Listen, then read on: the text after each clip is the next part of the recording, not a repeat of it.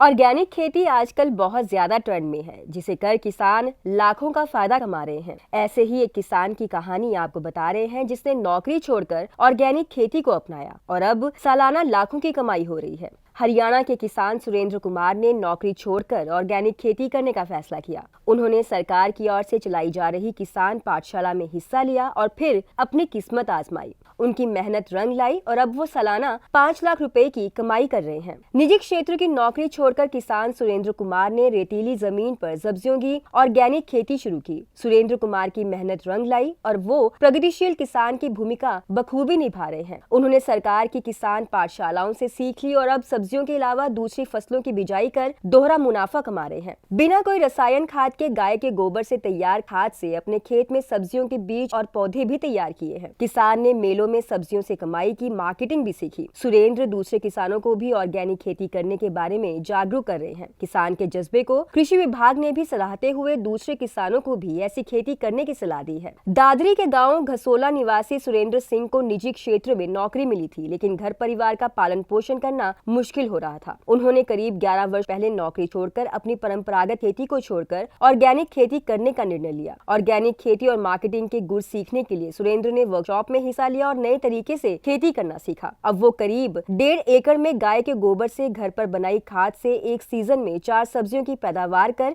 दोहरी कमाई कर रहे हैं।